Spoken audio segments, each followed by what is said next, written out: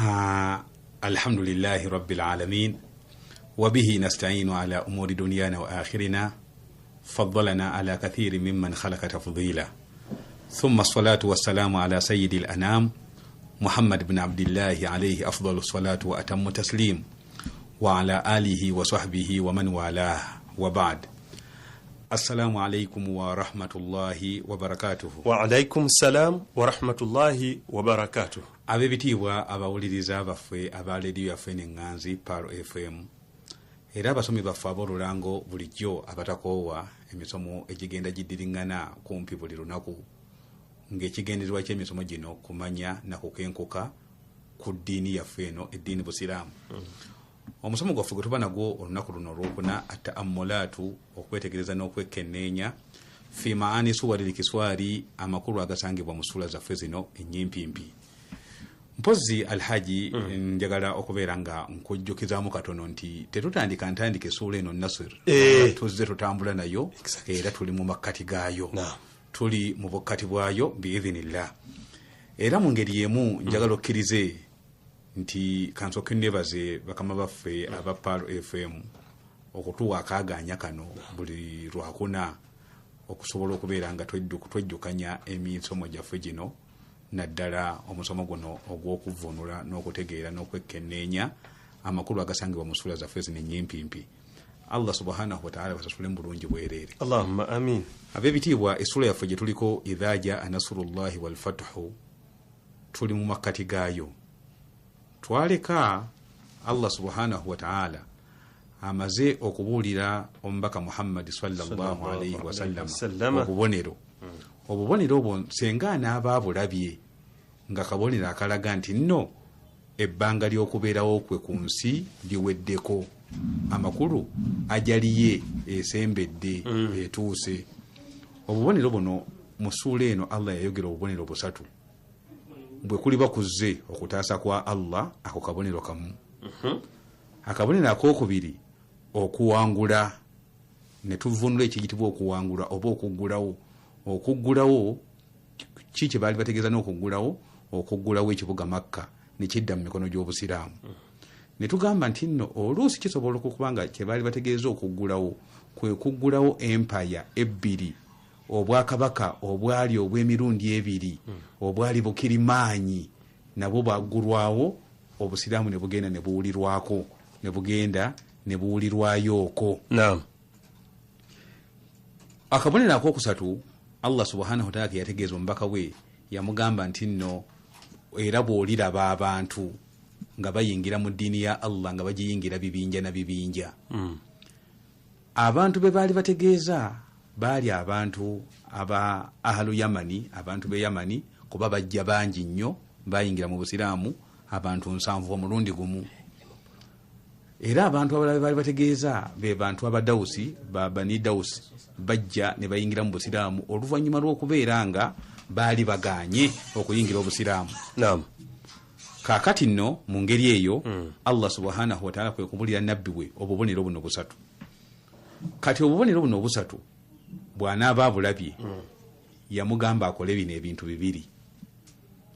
Akole bino ebintu bibiri okumanya nti nno obudde bwe obw'okubeera ku nsi kuno buweddeyo. Yamugamba ekyasooka fasabbih, tendereza. Twannyonnyola ku luli amakulu g'ekigambo kutendereza kye ki?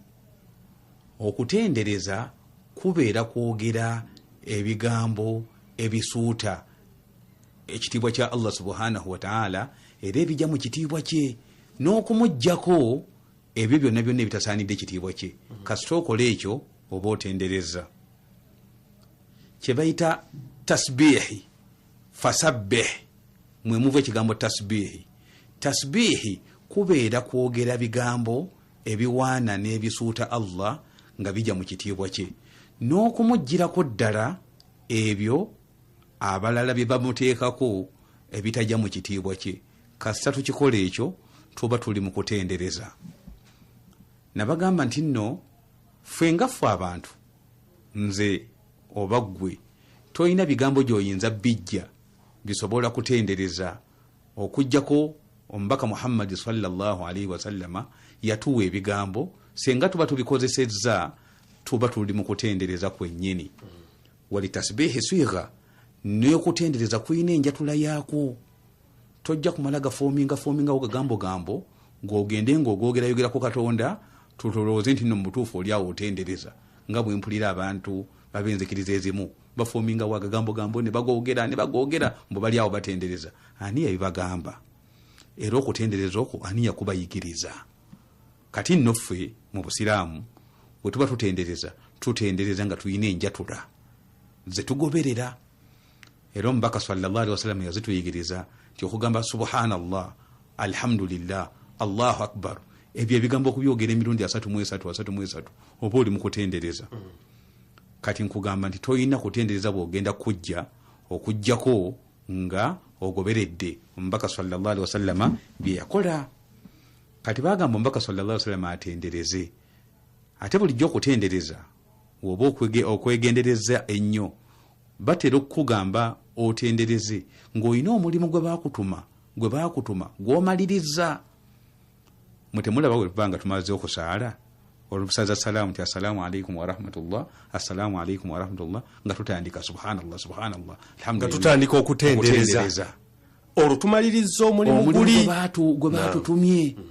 Mutemulaba nti gwe tuba tumaliriza okusiiba batugamba nti bannanga omwezi gwabonesa enkyayidi tutandikirawo allahu akbar allahu akbar allahu akbar akabonero akalaga nti omulimu gwe baatutuma tugumaliriza.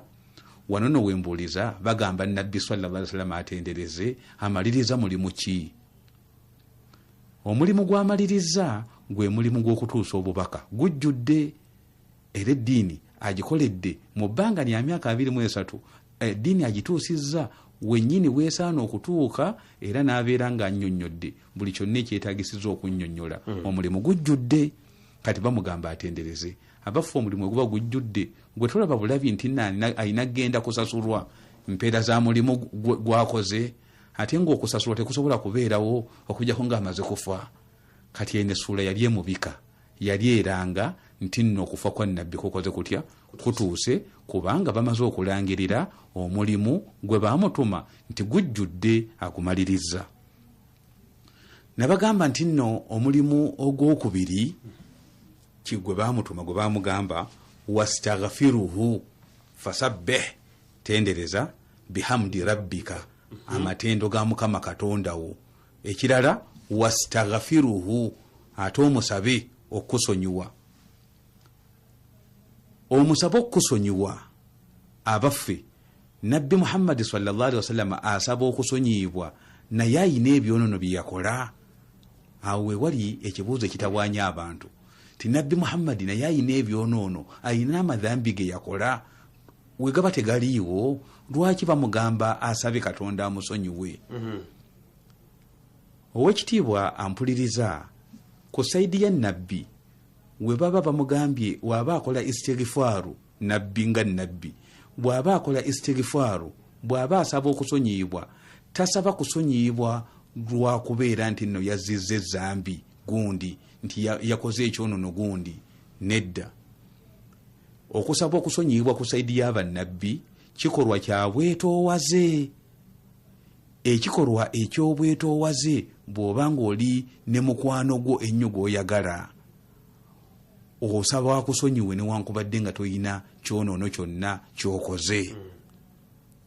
Nze ngenda nempulira abantu bwe Abdusalamu bwe bamutusomera amawulire wano amalusu gagenda ne gabalakiramu nga mutusomera amawulire ne mukolola naye ngenda nempulira nga muga excuse mbutuufu muba mutusaba tubasonyiwe muba muziza musango ki okolola si kwa buntu n'amalusu okutuga tekiva ku kwagalako naye ngenda okulira nga muba mukolola muga excuse me musaba okutubasonyiwe naye tubasonyiwe muziza musango ki?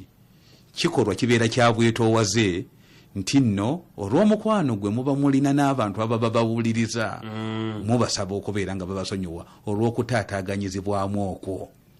Kaakati nno ne nabbi Muhammad sallallahu alaihi wasallam we baba bamusaba we baba bamugambye nti wastaghfiruhu omusaba okusonyiwa tekitegeeza nti nabbi Muhammad mukozi wa byonoono nnyo yakola ebyonoono ddala okumanya yakola ebyonoono asaba n'okusonyiyibwa.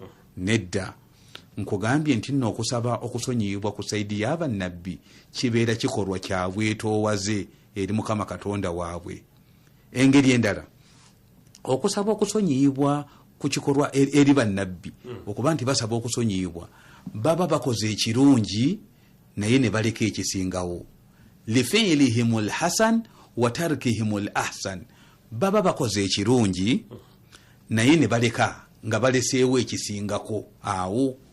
Kati mu ngeri y'okuba nti balese ekisingako awo ate nga nekye bakoze kirungi, please baba basaba okusonyiyibwa. Era gwe ow'ekitiibwa mpuliriza nkugamba nti buli lwolaba okunenya kwonna okwajja mu Qur'ani nga banenya nnabbi olw'okuba akoze ekintu gundi, tebamunenya nti nno kuba kyakoze kyonoono zambi. Nedda, wabula bamunenya kubeera nti nno akoze ekirungi naye alese ekisingawo. Kankuwa ekyokulabirako, abasa watawalla anjaahu al-a'ma, eyesula mugimanyi. Omubaka sallallahu alaihi wasallam bwe yeekaba olw'okuba muzibe amujjidde ne yeekaba. Muhammad ekiseera ekyo yali akola ki? Yali akola daawa, nga akola daawa ku basajja abaali abanene b'omu Makka nga abakolako daawa. Kaakati okumunenya kuno kwe bamunenyamu, bamunenya kubeera nti yali akola ekirungi ekyokola daawa ku bagagga bali, naye n'aleka ekisingawo, ekyokuwuliriza n'okwatendinga ku muzibe, ne muzibe amugatte nabana abagagga abasomeseze wamu. Onfuna yakola ekirungi naye n'aleka ekisingawo. Tekitegeeza nti nabbi yakola ezambi. Bannange njala okubategeeza nti bannabbi babeera bamaasuumiina. Kye bayita bamaasuumiina, baba bakuumibwa obutagwa mu byonoono nga batuusa daawa, nga batukola omulimu guno ogwa daawa. Kati bw'owulira nga nabbi sallallahu alaihi wasallam bamugambye nti wastaghfiruhu, era osaba okumusonyiwa, tekitegeeza nti nabbi yakola ekyonoono, wabula mu ngeri endala tugamba yakola ekirungi naye n'aleka ekisingawo. Ekirala, lwaki nabbi bakola istighfaru naddala nabbi Muhammad sallallahu alaihi wasallam, lwaki bamugamba akole istighfaru? Kubanga liikhtiswarihi, olw'okubeera nti nno ye nabbi bw'aba apimamu ku bye baamukolera ne ku bye baamuwa, mu ngeri y'okubyebaza kaba akoze kakyali katono nnyo ku ebyo bye baamuwa. Ye nabbi gwe baawa obwannabbi, gwe baawa ebisumuluzo by'omujjana, gwe baawa okuwolereza okunene, gwe baawa makama mahmuda, gwe baawa kino, baamuwa ebintu bingi. Yayimiriranga mu ngeri y'okwebaza ebintu ebyo byonna bye bamuwadde, yayimiriranga ekiro kyonna ebigere ne bimuzimba. Paka mukazi we Aisha radhiyallahu anha bwatuka okumugamba nti era naawe okyatuka ku ddaala eryo ery'okusinza n'oyimirira ebigere ne bikuzimba, nga baakusonyiwa nadda, nga buli kimu baakikuwa. Nabbi yagamba nti Aisha, afala akun abdan shakura, toyagala mbeere muddu eyeebaza. Kaakati mu kwebaza kwe nabbi okusinziza ku bye baamuwa, yalaba nga akyakola kitono nnyo okusinziza ku bye baamuwa. Mu ngeri eyo nabbi yakolanga istighfaru, Allah musonyiwe, kubanga akomyawo obutonde bwe ng'omuntu awo akomye naye nga yandibadde akola ki? Yandibadde ayongerako. Kati mu ngeri eyo nabbi sallallahu alaihi wasallama yakolanga istighfaru, yasabanga Allah okumusonyiwa. Nkugambye nabbi yakolanga istighfaru, okusaba Allah okumusonyiwa, si lwakubeera nti nno yakola zambi, wabula yakolanga istighfaru lwa ngeri ssatu, lwa bintu bisatu. Kikolwa kye kya bwannabbi kya bwetoowaze okusaba Allah amusonyiwe newankubadde nga tewali zambi lyonna lyakoze. Ekyokubiri, nabbi yakolanga istighfaru olw'ensonga yakolanga ekirungi naye n'aleka ekisingawo. Bw'aba akoze ekirungi n'aleka ekisingawo, ekyo yakikoleranga istighfaru, Allah amusonyiwe. Ekirala ekyokusatu, nabbi okola istighfaru yalabanga akola katono nnyo okusinziza ku bye baamuwa ebingi, akola katono nnyo. Kati ng'omutonde akoowa atayagala okugenda okuwumulamu n'okwebakamu, yakolanga istighfaru okusaba Allah nti awo wenkomye naye nga mu butuufu nandibadde nnyongerako lwakuba nti obutonde bwange bukomyawo. Kati nno owekitiibwa ampuliriza, nabbi sallallahu alaihi wasallama bamugamba okolanga istighfaru. Era okumanya nga enkola ya nabbi mu istighfaru, nabbi yalinga akolera nnyo ku istighfaru. Hadisi zitugamba yalinga akola istighfaru mu lunaku olumu bwe ruti ng'akola istighfaru emirundi egisukka mu 7. Yalinga akola istighfaru emirundi egisukka mu 7. Gwe kyogamba nti nno emirundi egisukka mu 7 okola istighfaru okwo yalinga akola byonono byerere olunaku nga asose ebyonono 7. Nedda, ye yali nkola ye yakola istighfaru. Era walil istighfaru swigha, bannange okola istighfaru okusaba Allah okusonyiwa kulina enjatula. Era enjatula nabbi yazituyigiriza, ezimu yazituleetera ne muswala. Yagamba nga bwe yali esula eno olwamukaako kasitene esula olwamukaako bwetippa yatandika istighfar edduwa zeosoma nga ovuunama okutte ku maviivi oba otadde ekyenyi ku ttaka, nabbi yazikyusa. Okusooka yalinga agamba subhana rabbiyal azimi ng'olwakutte ku maviivi, n'agamba subhana rabbiyal aala nga atadde ekyenyi ku ttaka. Naye suula eno olwamukaako yatandika okugamba nti subhanaka allahumma rabbana wa bihamdika allahumma ghafir li. Ateekamu era kuli okwesitighfaruza istighfaru eri okusaba okusonyiyibwa ng'akiteekamu subhanaka allahumma rabbana wa bihamdika allahumma ghafir li, era ng'akikola. Kakati awo naawe nkugamba nti naawe osobola okweyambisa dhikiru eyo, edduwa eyo, buli lwoteeka ekyenyi ku ttaka oba buli lwokwata ku maviivi ogisabe. Okugamba astaghfirullah emirundi 3 nga tumaze okusaala, nayo bakituyigiriza nti okyogera bwotyo okusaba Allah okusonyiwa, n'ogamba nti astaghfirullah emirundi 3. Naye owekitiibwa mpuliriza, tuyinayo kye bayita sayyidul istighfaru. Sayyidul istighfaru kitegeeza ye kabaka, eno dhikiru ebene dduwa ye kabaka gyoyinza okukozesa emalayo byonna mu kukola istighfaru. Kyandibadde kirungi buli musiraamu yenna, buli mukkiriza yenna, ebigambo bya sayyidul istighfaru byosaba ng'okozesa sayyidul istighfaru obeere ng'obimanya.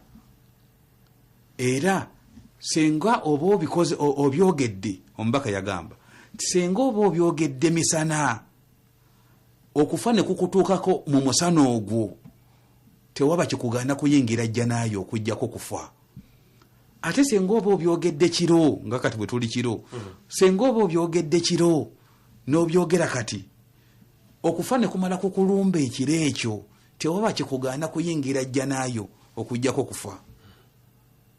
Nga n'ebigambo bya sayyidul istighfaru bye bino: Allahumma anta rabbi la ilaha illa anta, Allahumma anta rabbi la ilaha illa anta, subhanaka Allahumma anta rabbi.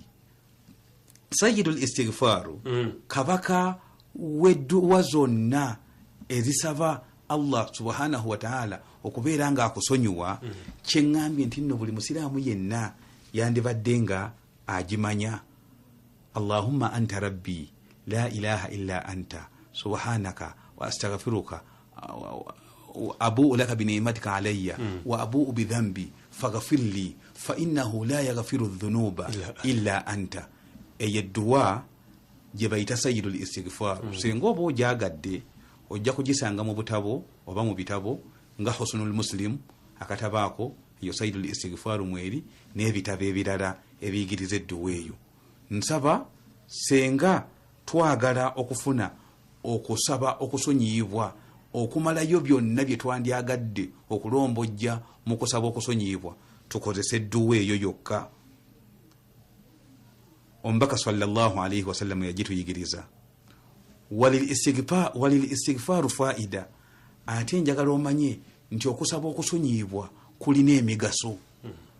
Senga oba osabye Allah akusonyiwe, istighfaaru eyo erina bingi nnyo byetuleetera. Mu bimu byetuleetera senga omuntu aba agikozesezza ng'okozesa nnyo enkola yo yakusaba Allah kusonyiwa. Oba olina ekyonono ky'okoze oba toyina ky'okoze, gwe n'otuuka okubeera nti nno oyagala kwetoowaliza Mukama Katonda wo omusaba okusonyiwa, Allah subhanahu wa ta'ala ajja kuyitiriza nnyo okwagala. Allah ajja kwagala. Buli lwokola nnyo istighfaaru Allah akwagala. Ekirala, buli lwokola istighfaaru Allah subhanahu wa ta'ala atujjako ebibonerezo byandibadde atuteekako olw'obuyitirivu bw'ensobi zaffe, olw'obuyitirivu bw'ebyonoono byaffe, naye buli lwe tukola istighfaaru Allah ng'atujjako ebyonoono. Wama kana Allahu mu'adhibahum wa anta fihim wama kana Allahu mu'adhibahum wa hum yastaghfirun. Allah subhanahu wa ta'ala yagamba si wakubonereza mulembe guno kuguzikiriza gujjawo gwonna mulundi gumu wa anta fihim, nga naawe nabbi Muhammad okyabalimu. Kati nabbi Muhammad yatuvaamu tujimiridde kati ku kugulu kumu. We yagamba nti wama kana Allahu mu'adhibahum wa hum yastaghfirun. Allah si wakubonereza bantu kubazikiriza kubajjawo mulundi gumu wa hum yastaghfirun, ebbanga lye banaamala nga basaba okubeera nga abasonyiwa. Owekitiibwa Allah alagidde omubaka Muhammad sallallahu alaihi wasallam akole ebintu bibiri. Ekisooka akole fasabbih bihamdi rabbika, tendereza amatendo ga Mukama Katonda wo, wastaghfiru, okutendereza netukunyonyola netukumaliriza. Namulagira ekitende, namulagira omulimu omulala senga anaaba alabye obubonero buli obusatu. Omulimu omulala wastaghfiruhu, ate omusabe okusonyiwa.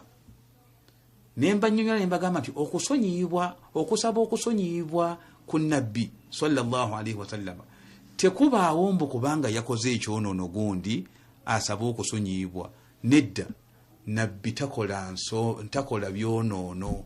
Allah yamuteekako obukuumi. Obukuumi obwo mu maaso n'emabega tebumukkiriza, tebumusobozesa kugwa mu nsobi. Nabbi abeera maasumu. Barakallahu fikum wa jazakumullahu khaira. Ab'ebitiibwa, mu dakiika zino mukadde wange zaatugambye twagala kubulaba ku faidatul istighfar, emigaso omuntu bw'aba ayitiriza nnyo okukola istighfaaru, okusaba okusonyiibwa, bw'oba oyitiriza nnyo mu migaso ki gy'ofunamu. Emigaso gy'ofuna mu kukola nnyo istighfaaru, nkugambye Allah asobola okujjako ebibonerezo byabadde ateekateeka oba byabadde ateekateeka okuleetera abantu. Buli lwoyitiriza ennyo kola istighfaaru, Allah subhanahu wa ta'ala ebibonerezo ebyo abikujjako. Mwe temuwulirangayo nabbi wa Allah nga nabbi oyo ye nabbi Nuhu, abantu be bagenda ne bamuwanjagira ne bawaaba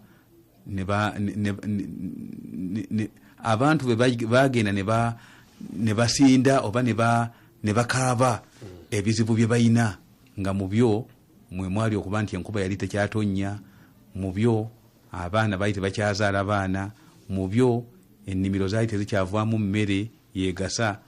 Nabbi Nuhu yabagamba nti istaghfiru rabbakum innahu kana ghaffara. Ebyo byonna byonna okubiwona n'okubeera nga mubifuna, istaghfiru rabbakum, musabe Mukama Katonda wammwe abasonyiwe, abasaasire. Senga munaba mu kikoze ekyo, yumdidukum bi amwalin wa banin, ajja kubateera emaali nnyingi nnyo, abateere n'abaana bangi nnyo.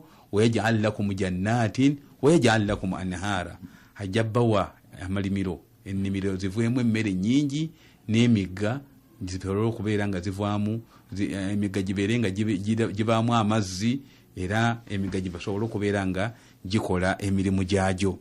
Ekyo nno tukituukako lwaki? Tukituukako na kukola nnyo istighfaru. Mutemulaba nga bwoba okutwe tuba tukoze nnyo istighfaru, Allah subhanahu wa ta'ala olw'obuyitirivu bw'okukola istighfaru Allah twagala.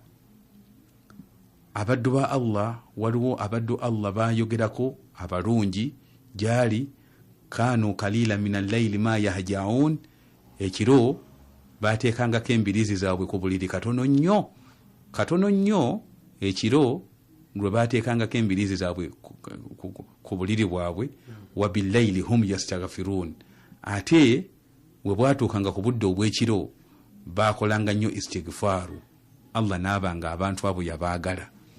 Naffe tubanga twagala Allah twagale, tuyitirize nnyo okukola istighfaru. Yenno mbaka sallallahu alayhi wa sallama essuula eno bwe yamukkaako bye yamugamba okukola, omubaka yabitegeera nnyo era n'abeera nga yayitiriza nnyo okukola istighfaru. Waliwo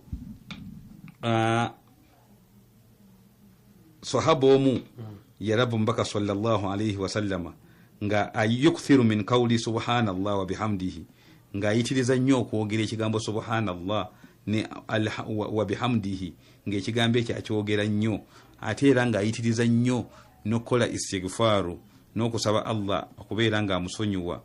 N'amugamba nti nno lwaki ya rasulallah oyitiriza nnyo okwogera ebigambo ebyo?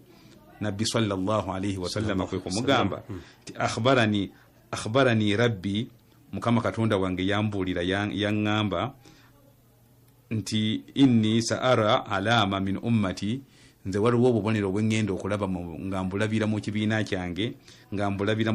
kyange, bwe naaba mbulabye mpitirize nnyo kola istighfaru, mpitirize nnyo kola subhanallah wa bihamdihi nokola istighfaru. Fakad ra'aytuha, obubonero bwe yaŋŋamba okulaba nabulaba dda era bwajja dda.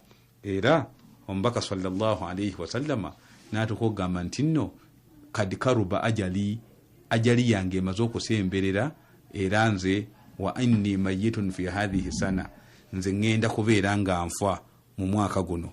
Kyova olabanga basahaba ab'ebitiibwa naddala Ibn Abbas radiyallahu anhu essuula eno ye yagiraba nga mu butuufu okujja kwayo kwali kutemya ku umma eno nti eyina obuzibu obunene obujyolekedde essaawa yonna obugenda okutuukawo, nga bwe buzibu ki?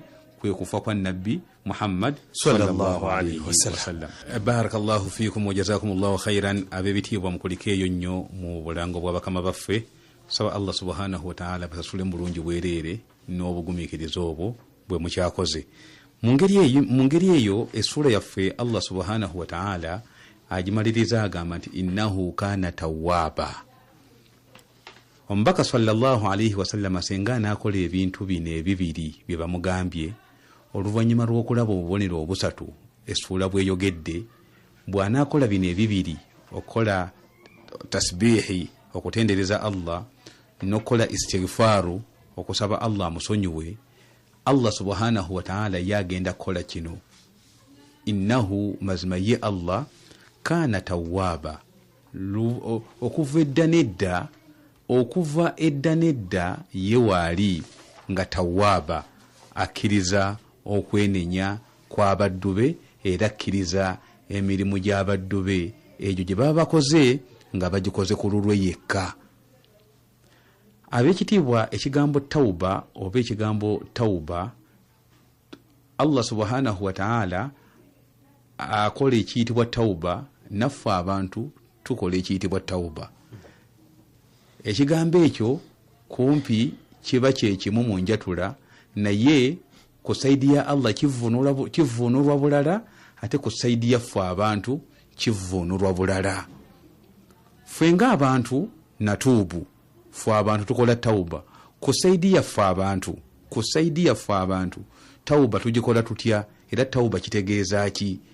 Kuffe abantu ebitonde kye bayita tawuba kubeera kumanya nsobi zo z'obadde otambuliramu n'okakasa nti nno nsobi, era n'omalirira ensobi ezo zireka okudda ku kkuba ettuufu. Buli lw'obeera ng'oli mu mbeera eyo bw'etyo tuba tugamba nti nno tatuubu, tatuubu oba weemenya otegedde nti nebbanga lyomaze lyonna obadde mu nsobi era ensobi ezo oyagala kuzivaamu oyagala kudda ku kkuba ettuufu buli lwobeera nga weemenya okudda ku kkuba ettuufu tugamba nti huwa yatuubu yeemenya era Allah subhanahu wa ta'ala asanyukira nnyo omuddu we abadde ebbanga lyonna nga atambulira mu nsobi ebbanga lyonna nga akola bikolobero naye n'atuuka okubeera nga yeemenya n'atuuka okubeera nga amanya nti mu butuufu nina eyantonda anjagaza kino anjagaza kukola kino na kino n'osala amagezi okubeera ng'odda okole ekyo kye baali bakwagaza okukola please Allah omuddu oyo amwagala nnyo era asanyukira nnyo omuddu oyo aba yeemenye n'akyuka okudda ku kkuba ettuufu. Kati ate ye Allah tawuba ye kye bayita tawuba kyeki kye bayita tawuba ku saidi ya Allah kwe kubeera nga akkiriza omuddu oyo waaba yeemenye n'atuuka n'okugamba nti Allah nsonyiwa okubeera nti naamusonyiwa akkiriza okwenenya kwe olwo Allah kyekikolwa kye ekikolwa kye ekya tawuba bwe kityo bwe kivuunulwa ti Allah subhanahu wa ta'ala innahu kana tawwaba mazima ye Allah okuva edda ye waali ng'akkiriza okwenenya kw'abaddu be era ng'abaddiramu ensobi zaabwe ze baba baguddemu era ng'akkiriza n'emirimu gyabwe gye baba bakoze nga bagikoledde ye yekka. Essula etegeeza omubaka sallallahu alayhi wasallam nti teyeeraliikirira bw'anaaba alabye obubonero buno obusatu kabonero akalaga nti nno ajali yeegenda kuggwako era bw'abanga alabye obubonero obwo obusatu akole bino ebintu bibiri bw'anaaba abikoze ajja kusanga Allah nga emirimu gye gyonna gy'abadde akola ng'agikolera Allah ajja kumusanga nga Allah yagikkiriza dda nga yagisiima dda era nga agenda kukkiriza okwenenya kwe. Innahu kana tawwaba mazima ye Allah okuva edda ye akkiriza okwenenya kw'abaddu be. Ab'ebitiibwa essula yaffe eno ey'ekitiibwa bwe tuba tugimaliriza tutunuleko ku aya esooka ne aya esembayo. Bulijjo mbagamba nti essula z'omu Qur'ani Allah yagenda n'agatta aya yayo esooka n'agigatta ne aya esembayo.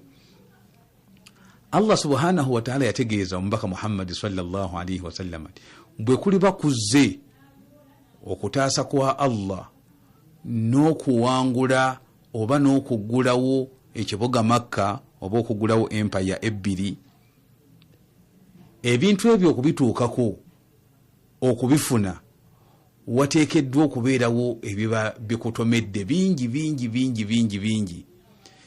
Mu bingi ebyo osobola okukoleramu ensobi oba obutakoleramu nsobi, naye ebbanga ly'omala ng'omulimu ogutandise ng'ogutandika ogukolera Allah yekka ojja kumusanga nga Allah musiimu nnyo era nga omulimu gwa agukkiriza era nga agenda kusonyiwa n'ensobi ezagulimu abeere nga azikutereereza azikusonyiwa zibeere birungi byereere.